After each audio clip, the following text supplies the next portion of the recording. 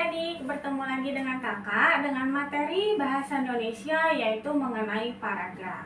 Nah, adik-adik simak video kakak dari awal hingga akhir ya. Semoga adik-adik mengerti mengenai paragraf, mengenai syarat membentuk paragraf, mengenai paragraf deduktif, induktif, campuran, dan mengenai gagasan utama. Baik, kita mulai dari yang namanya paragraf.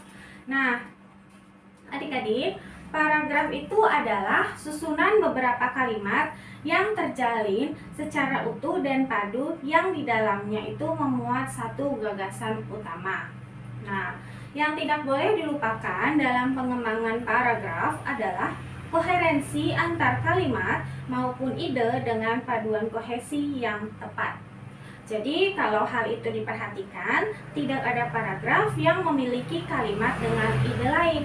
Nah, kalimat seperti itu hendaknya dibuang karena dapat mengacaukan kepaduan ide. Kalimat seperti itu biasa disebut dengan kalimat sumbang atau tidak padu. Nah, di papan sudah ada syarat pembentuk paragraf yang baik. Nah, untuk syarat paragraf yang baik yaitu ada 3. Ada prinsip kesatuan atau unity. Yang kedua ada prinsip kepaduan atau koherensi. Yang ketiga ada kelengkapan. Nah, bagaimana yang dikatakan dengan prinsip kesatuan atau unity? Nah, maksudnya setiap paragraf sebaiknya mengandung satu gagasan pokok. Itu yang dikatakan dengan prinsip kesatuan atau unity. Nah, kemudian bagaimana dengan prinsip kepaduan atau koherensi?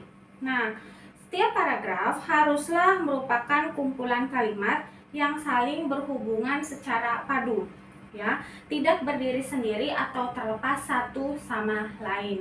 Itu yang dimaksud dengan prinsip kepaduan atau koherensi. Nah, kemudian syarat pembentuk paragraf yang baik yang ketiga yaitu kelengkapan. Nah, bagaimana mengenai kelengkapan? Dikatakan lengkap jika berisi kalimat-kalimat penjelas yang cukup untuk menunjang kejelasan kalimat topik. Nah, dikatakan tidak lengkap jika tidak dikembangkan atau hanya diperluas dengan pengulangan-pengulangan. Itu yang dikatakan dengan kelengkapan.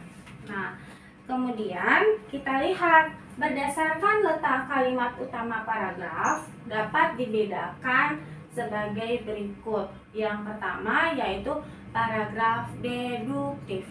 Nah, apa itu paragraf deduktif? Paragraf deduktif letak kalimat utamanya itu di awal paragraf. Nah, itu yang dikatakan dengan deduktif. Letak kalimat utamanya itu di awal paragraf. Nah, kemudian dimulai dengan pernyataan umum disusun dengan uraian atau penjelasan khusus. Itu yang dimaksud dengan paragraf deduktif. Nah, kemudian bagaimana dengan paragraf induktif? Nah, paragraf induktif letak kalimat utamanya itu di akhir paragraf.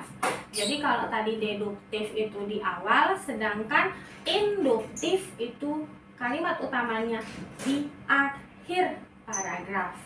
Nah, kemudian paragraf induktif diawali dengan uraian atau penjelasan bersifat khusus, ya, dan diakhiri dengan pernyataan umum. Nah, itu yang dikatakan dengan paragraf induktif.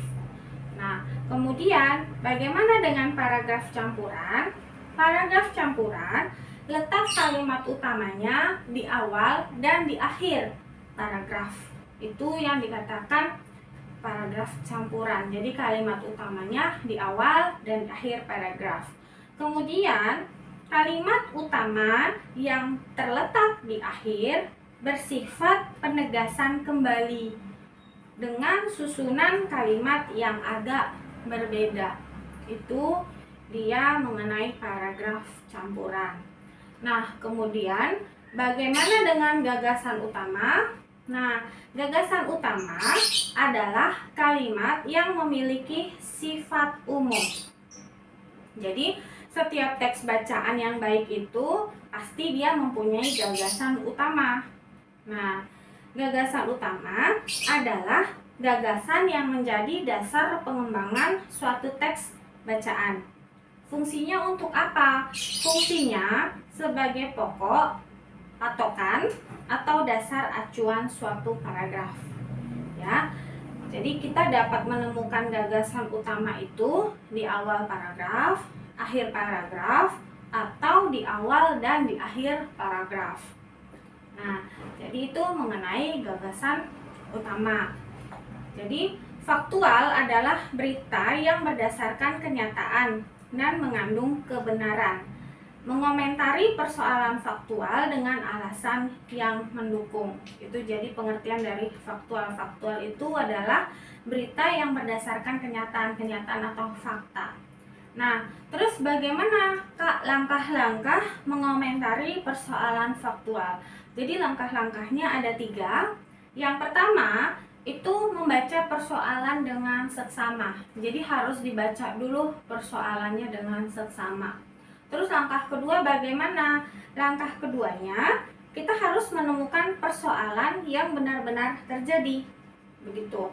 Nah, yang ketiga, kemukakan alasan tentang persoalan tersebut. Nah, jadi itu mengenai langkah-langkah dalam mengomentari persoalan faktual.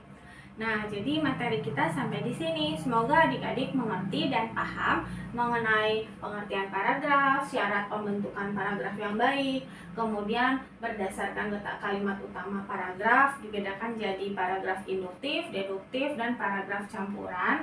Kemudian mengerti adik-adik mengenai pengertian gagasan utama dan mengerti mengenai pengertian faktual dan bagaimana langkah-langkah mengomentari persoalan faktual. Baik, semoga video ini bermanfaat. Terima kasih.